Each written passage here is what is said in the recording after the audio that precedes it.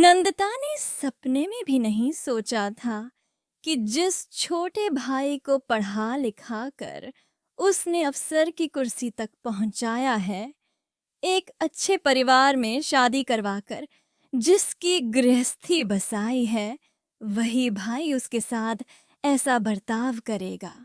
उसने नया फ्लैट खरीदने के लिए 1.5 लाख रुपए देने से इनकार ही तो किया था। उसने तब उसको समझाया भी था कि हमारा यह पुश्तैनी मकान है, अच्छे इलाके में है, 2 परिवार आराम से रह सकें, इतनी जगह इसमें है। तब ने बड़ी बहन के प्रति आदर भाव को तार तार हुए कह डाला, दीदी, माँ और बाबूजी के साथ ही इस पुराने मकान की रौनक भी चली गई है। अब यह पलस्तर उखड़ा मकान हमें काटने को दौड़ता है। मोनिका तो यहाँ एक दिन भी रहना नहीं चाहती। मायके में वह शानदार मकान में रहती थी। कहती है कि इस खंडहर में रहना पड़ेगा। उसको यह शादी के पहले मालूम होता तो वह मुझसे शादी भी नहीं करती। वह सोच इस जागते नया फ्लैट खरीदने की रट लगाए रहती है। आखिर मैं उसके तकाजे को कब तक अनसुना करूं? नंदिता ने बहुतेरा समझाया था कि छोटी बहन नमिता की शादी 1-2 महीने में करनी है। अगर जमा पूंजी फ्लैट खरीदने में निकल गई तो उसकी शादी के लिए पैसे कहाँ से आएंगे? उसका तो जीपीएफ अकाउंट भी खाली हो चुका है। नहीं, उस दिन बहुत उखड़ा हुआ था।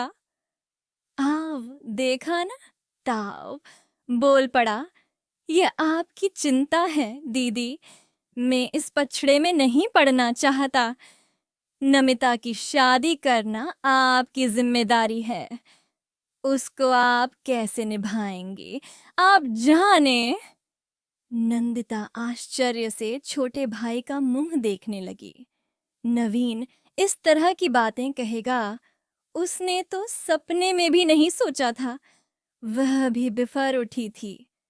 तुम नमिता के बड़े भाई हो, इस परिवार के एकमात्र पुरुष। इस तरह अपनी जिम्मेदारी से पिंड कैसे छुड़ा सकते हो तुम? देखो दीदी, अब मैं कोई दूध पीता बच्चा नहीं हूं। सच बात तो ये है कि जिम्मेदारी जिसको सौंपी जाती है वही उसको निभाने के लिए पाबंद होता है। आप परिवार में सबसे बड़ी हैं। नवीन ने आज अपने मन की सारी भड़ास निकालने का फैसला ही कर लिया था। बोला, बाबूजी ने अंतिम समय हम लोगों की सार संभाल की जिम्मेदारी आपको सौंपी थी और आपने तब भी उनसे वादा किया था कि आप अपनी इस जिम्मेदारी को निभाएंगी। यह कहकर तो नवीन ने नंदिता के मुंह पर ताला ही लगा दिया था। कुछ कहने समझने की इन्होंने गुंजाइश ही नहीं छोड़ी थी। वह चुपचाप ड्राइंग रूम से उठकर अपने कमरे में जाकर बिस्तर पर पड़ गई। उसका दिमाग पुरानी स्मृतियों के झंझावातों से भर उठा। बीती घटनाएं फिल्म के दृश्यों की तरह एक के बाद एक उसके स्मृति पटल पर उभरने लगी। हाँ, जब थोड़ी सी बीमारी के बाद माँ की मृत्यु हुई, फाइनल में थी, मेरिट में आने का मंसूबा बांधे बैठी थी वह। परिवार की सबसे बड़ी संतान और लड़की होने से घर की देखभाल का जिम्मा न जाने कब उसके कमजोर कंधों पर आ पड़ा, वह समझ ही नहीं पाई। घर की गाड़ी के पहिए उसको धुरी मानकर घूमने लगे। मेरी समझदार बेटी नंदिता सब संभाल लेगी। बाहर भीतर सब तरफ ये घोषणा करके पिताजी हैं, ये तो घर की सारी से खुद को जैसे बरी कर लिया था। नंदिता 3 भाई बहन हैं। नंदिता से छोटा नवीन है और नवीन से छोटी नमिता। नवीन को पढ़ने, दोस्तों के साथ मौज मस्ती करने और बाकी समय में क्रिकेट खेलने से फुर्सत ही नहीं मिलती थी।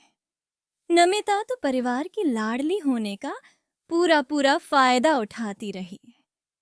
कभी मूड होता तो घर के काम में नंदिता का हाथ बंटाती, वरना सहेलियों और कॉलेज की पढ़ाई में ही अपने को व्यस्त रखती। नंदिता जानती थी कि नमिता को आखिर एक दिन पराए घर जाना है। घर के रोजमर्रा के काम में भी वह रुचि ले, ऐसी कोशिश नंदिता करती रहती थी। पर नमिता यह कहकर उस पर पानी फेर देती कि अभी तो मुझे आप अपने राज में आजाद पंछी की जिंदगी जी लेने दो। जब ससुराल पहुंचूंगी तो सब सीख लूंगी। समय अपने आप सब सिखा देता है। आप आज घर को जिस कुशलता से संभाल रही, वह भी तो समय की जरूरत ने ही आपको सिखाया है दीदी। नंदिता ने इसके बाद तो किसी से शिकवा शिकायत करना छोड़ ही दिया था। प्रथम श्रेणी में बीए करने के बाद वह समाज शास्त्र में एमए कर के पीएचडी करना चाहती थी, पर सोचा हुआ सब कहाँ हो पाता है।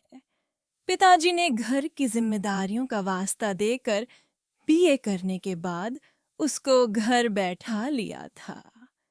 बेचारी मन महसूस कर रह गई थी। एक दिन भयानक हादसा हुआ। दौरे से लौटते समय एक सड़क दुर्घटना में उसके पिता नाना इन तीनों भाई बहनों को अनाथ करके संसार से विदा हो गए। नंदिता पर तो जैसे मुसीबतों का पहाड़ ही टूट पड़ा। तब कुल 25 वर्ष की उम्र थी उसकी। पिता के दफ्तर वालों ने बड़ी मदद की। उसको पिता के दफ्तर में ही क्लर्क की नौकरी दे दी। जैसे तैसे परिवार की गाड़ी चलने लगी। कई बार पैसे की तार उसका रास्ता रोक कर खड़ी हुई, पर नंदिता ने नवीन और नमिता को यह एहसास नहीं होने दिया वे अनाथ हैं। उनकी पढ़ाई बदस्तूर चलती रही। नवीन पढ़ने में होशियार था। उसने प्रथम श्रेणी में बीए की परीक्षा पास की और खंड विकास अधिकारी के पद पर नौकरी पाने में सफल रहा। एक दिन नंदिता के मन में आया कि अब नवीन की शादी कर दे। बहू के आने पर घर के काम में दिन रात खटने से उसको भी कुछ राहत मिल जाएगी। उसने लड़की तलाशनी शुरू की। छोटे मामा जी की मदद से नवीन की शादी बड़े अफसर की बेटी मोनिका के साथ हो गई। नंदिता ने मोनिका को लेकर जो आशाएं मन में पाल रखी थीं, वे कुछ महीने बीतते बीतते मिट्टी में मिल गईं। बड़े बाप की बेटी ने ससुराल में ऐसे रंग दिखाए कि नंदिता को घर के काम में उसकी तरफ से किसी भी तरह की मदद की उम्मीद छोड़नी पड़ी।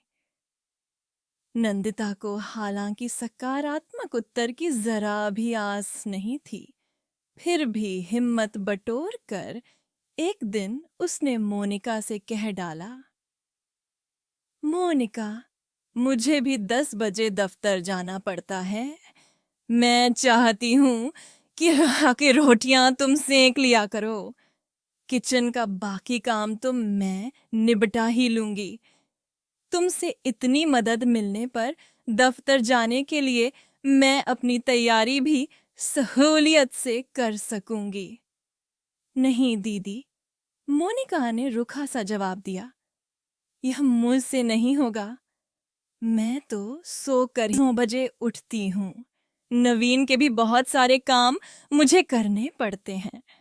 रोज रोटियां सेकने का जिम्मा मैं नहीं ले सकती।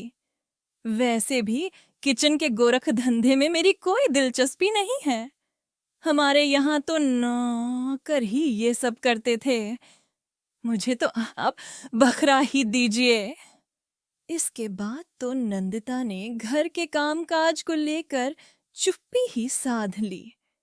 खुद ही गृहस्थी की गाड़ी को एक मशीन की तरह ढोती चली गई।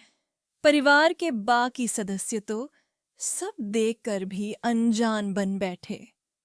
इस बीच मौसा जी की एक बात को लेकर घर में भूचाल ही आ गया और कई दिन उसका कंपन थमा ही नहीं। उस दिन मौसा जी ने सहज भाव से इतना ही तो कहा था कि उन्होंने भी नंदिता के लिए एक अच्छा सा लड़का देखा है। लड़का क्लास 2 ऑफिसर है। परिवार भी खानदानी है। आदर्श विचारों के लोग हैं। दहेज की मांग भी नहीं है। नंदिता वहां बहुत सुखी रहेगी। यह क्या बात ले बैठे आप भी? मौसा जी, नवीन ने सकुचाते हुए अपनी बात रखी। दीदी तो इस घर की सब कुछ है। वह तो आत्मा है हमारे परिवार की। बाबूजी उन्हीं को तो घर की सारी जिम्मेदारियां सौंप गए थे। अभी नमिता की शादी होनी है। हम पति पत्नी भी अभी ठीक से सेटल नहीं हो पाए हैं। दुनियादारी की हम लोगों को समझ ही कहाँ है। दीदी दूसरे घर चली गईं तो इस घर का क्या होगा? हम तो कहीं के नहीं रहेंगे। मौसा जी हक्के बक्के थे। मोनिका के शब्दों ने तो उन्हें आहत ही कर डाला था। वह तैश में आकर बोली थी, दीदी यूं ही सब संभालती रहेंगी। यह विश्वास करके ही तो मैं नवीन के साथ शादी करने के लिए राजी हुई थी। वह हमें अधबीच में छोड़कर इस घर से नहीं जाएंगी। यह आप साफ साफ सुन लीजिए मौसा जी। नंदिता को लगा जैसे कई बिच्छुओं ने एक साथ उसके शरीर में अपने जहरीले पैने डंक घुसेड़ दिए हैं और वह चीख भी नहीं पा रही है। मोनिका की बात ने बुजुर्ग मौसाजी के दिल को छलनी कर डाला। एक लंबी जिंदगी देखी है उन्होंने। समझ गए कि माटी के बर्तनों पर कोई रंग नहीं चढ़ता। बिना कुछ कहे सुने वह तुरंत घर से बाहर हो गए। वह जानते थे कि जिनकी आंखों की शर्म मर जाती है, उनके में मानवीय रिश्तों की कोई कीमत नहीं रहती। ऐसे लोगों को अच्छी नसीहतें देना रेत का घरौंदा बनाने जैसा है। नंदिता भी वहां ज्यादा देर बैठी न रह सकी। उस दिन के बाद घर में रोज की जिंदगी तो पिछली रफ्तार से ही चलती रही, पर जैसे उसमें जगह ब्रेकर खड़े हो गए थे। इन स्थितियों ने नंदिता को काफी दुखी कर दिया। वह चुप चुप रहने लगी। सिर्फ नमिता के साथ ही वह खुलकर बात करती थी।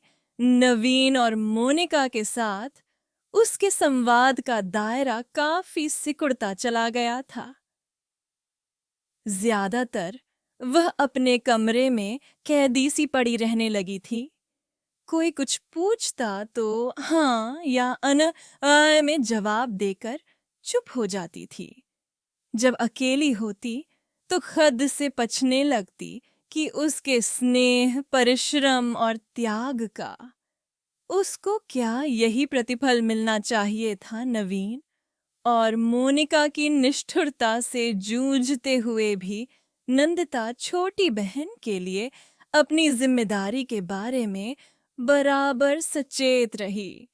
वह चुपचाप उसके लिए लड़के की तलाश में लगी रहती। एक अच्छा लड़का उसको पसंद आया। प्राइवेट कंपनी में एग्जीक्यूटिव था। अच्छी तनख्वाह थी, देखने में भी ठीक ही था। परिवार में पढ़ा लिखा और उदार विचारों वाला था। उम्र में 7 साल का अंतर नंदिता की नजर में ज्यादा महत्वपूर्ण नहीं था। अमूमन लड़के और लड़की की उम्र में 5-6 साल का अंतर तो आजकल आम बात है। लड़के का नाम था कपिल। एक दिन रविवार को नंदिता ने कपिल को अपने घर चाय पर बुला लिया। उद्देश्य था वह नमायता को ठीक से देख ले, आपस में जो भी पूछताछ करनी हो कर ले। बाकी बातें तो कपिल के माता पिता से मिलकर उसको स्वयं ही तय करनी है। मौसा जी और मामा जी को भी अपने साथ ले लेगी। नवीन और मोनिका को इस बात की भनक लग चुकी थी, पर नंदिता ने इस काम में उनकी कोई भूमिका तय नहीं की थी, इसलिए दोनों चुप थे। कपिल वक्त का पाबंद निकला। शाम के 5 बजते बजते पहुंच गया। एक सलोना सा युवक भी उसके साथ था। कपिल जी, एक बात पूछूं? नंदिता ने शुरुआत की। आप पिछले कुछ दिनों से मेरे दफ्तर में खूब आ जा रहे हैं। कोई काम तो वहां नहीं अटका है आपका? जी नहीं, कोई काम नहीं अटका, यूं ही आया होऊंगा। आप सरीखा समझदार आदमी किसी सरकारी दफ्तर में यूं ही चक्कर काटेगा, यह बात मेरे गले नहीं उतर रही। समझ जाने पर बात आपके गले उतर जाएगी, आप बिल्कुल चिंता न करें। अभी तो बस इतना ही बताइए कि मेरे लिए क्या आज्ञा है। नंदिता ने जांच लिया कि लड़का सचमुच तेज है, उसको बातों में भरमाया नहीं जा सकता। सो बिना भूमिका के उसने काम की बात शुरू कर दी। आजकल शादी ब्याह के मामले में आगे बढ़ने के लिए पहली और सबसे जरूरी औपचारिकता है लड़के लड़की के बीच सीधा संवाद। मैं चाहती हूं कि आप कमरे में जाकर नमिता से बात करें। जो पूछना हो पूछ लें और जो बताना हो वह न बस आए। मैं भला क्यों करूं यह सब पूछताछ नमिता से? कपिल ने शरारती लहजे में कहा। आपको नमिता को अपने लिए चुनना है, इसलिए नमिता से पूछताछ आप नहीं करेंगे तो भला कौन करेगा? नंदिता पसोपेश में पड़ गई। सच बात तो यह थी कि कपिल की पहेली को वह समझ ही नहीं पा रही थी। आपसे यह किसने कह दिया कि नमिता को मुझे अपने लिए चुनना है?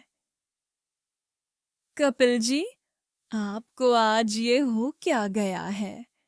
कैसी उलटी पुलटी बातें कर रहे हैं आप? मेरी बात तो एकदम सीधी सीधी है नंदिता जी। सीधी किस तरह है? मैंने नमिता के बारे में ही तो आज आपको यहाँ बुलाया है। आप ये बेकार का कंफ्यूजन क्यों पैदा कर रहे हैं? कंफ्यूजन वाली कोई बात नहीं है, मैं तो बस आपसे बोए करने आया हूं।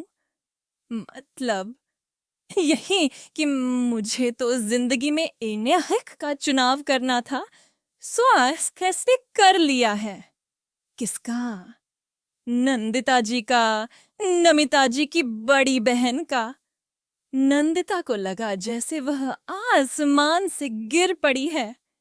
एक बार तो उसे महसूस हुआ कि कपिल उसके साथ ठिठोली कर रहा है, पर उसके हाव भाव से तो ऐसा कुछ भी नहीं लग रहा था। वह बोली, यह क्या गजब कर रहे हैं आप? मैं इतनी स्वार्थी नहीं हूं कि अपनी लाडली बहन के सौभाग्य का सिंदूर झपट कर अपनी मांग में सजा लूं। नमिता मेरी छोटी बहन ही नहीं, मेरी प्यारी बेटी भी है। माँ के देहांत के बाद मैंने प्यार दुलार देकर उसे बड़े जतन से पाला है। मैं उसके साथ ऐसा अनर्थ तो सपने में भी नहीं कर सकती। नंदिता की आंखों में आंसू छलछला आए। सारा वातावरण संजीदगी से भर गया। कपिल ने कुछ स्पष्ट करते हुए कहा, नंदिता जी, आप मानिए, पिछले 1 महीने से मैं आपके बारे में ही सारी जानकारी इकट्ठी करने में लगा था। उसी की खातिर आपके दफ्तर भी जाया करता था। आपके साथ घोर अन्याय हुआ है, फिर चाहे वह हालात ने किया हो, आपके पिता ने या फिर आपके भाई ने। आपने अपने परिवार के लिए जो तपस्या की है, उसके एवज में तो आपको वरदान मिलना चाहिए था। पर सब जानते हैं कि अब तक अभिशाप ही आपके पल्ले पड़ा है।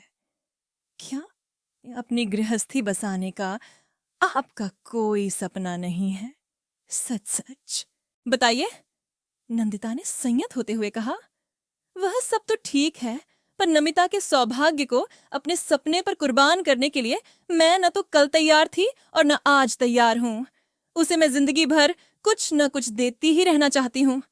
उसके अधिकार की कोई वस्तु छीनना मुझे कतई गवारा नहीं है। यह मुझसे कभी नहीं होगा। आप जा सकते हैं। आपका प्रस्ताव मुझे कतई मंजूर नहीं है। आपको मेरा प्रस्ताव मंजूर हो या ना हो, पर हम तो इस घर से जल्दी ही दुल्हनियां लेकर जाएंगे। कपिल ने वातावरण को हल्का बनाने की गरज से कहा। मेरे जीते जी तो यह कभी नहीं होगा। जरूर होगा। इस घर से एक दिन 2 दुल्हे 2 दुल्हनियां लेकर ही विदा होंगे। नंदिता जैसे सोते से जाग उठी। पूछा, और वह दूसरा लड़का? यह रहा। साथ में बैठे सलों ने युवक की ओर इशारा करते हुए कपिल ने जवाब दिया। और इन दोनों को किसी कमरे में जाकर आपस में पूछ परख करने की जरूरत भी नहीं पड़ेगी। क्यों? क्योंकि ये दोनों कॉलेज के सहपाठी हैं, एक दूसरे को खूब जानते हैं, साथ साथ जीने मरने की कसमें भी खा चुके हैं बहुत पहले। पर ये हैं कौन? परिचय तो दीजिए इनका। अचानक नमिता ड्राइंग रूम में आई। वह पास के कमरे में नंदिता और कपिल की बातें कान लगाए सुन रही थी। मैं देती हूँ इनका परिचय, नमिता बोली। दीदी, इनका नाम विकास है और यह कपिल जी के चचेरे भाई हैं। कॉलेज में 3 साल हम क्लासमेट रहे हैं। मेलजोल अब भी है। हम दोनों ने साथ साथ जीवन का सफर तय करने का फैसला बहुत पहले कर लिया था। लेकिन पगली, इस बारे में मुझे तो बताती। मैं तेरी दुश्मन थोड़े ही हूं। नंदिता ने नमिता को अपने पास सोफे पर बिठाते हुए कहा। आप वैसे भी इन दिनों काफी परेशान रहती हैं दीदी। मैं विकास और अपने बारे में आपको बताकर आपकी परेशानियों को बढ़ाना नहीं चाहती थी। मैंने आपसे यह बात छिपाने की गलती की है। मुझे माफ कर दो दीदी। मैं माफी जैसी कोई बात नहीं है मेरी प्यारी बहना। तूने जो भी किया अपनी समझ से अच्छा ही किया है। विकास जी, इस बारे में आपको कुछ कहना है या फिर फैसला सुना दिया जाए? मुझे कुछ नहीं कहना। जो कहना था वह नमिता कह चुकी है। नंदिता जी, आप तो बस फैसला सुना दीजिए, विकास बोला। कपिल जी ने ठीक ही कहा है। इस घर से जल्दी ही 2 दुल्हे 2 दुल्हनियां लेकर विदा होंगे। इतना कहकर नंदिता ने नमिता को गले लगा लिया। आज बरसों बाद नंदिता की सूखी आंखों में खुशी के आंसू छलछला आए। उसे लगा आज पहली बार कुदरत ने उसके साथ इंसाफ किया है। इस तरह अचानक मिले इंसाफ से कितनी खुशी होती है, इसका एहसास भी उसे पहली बार हुआ।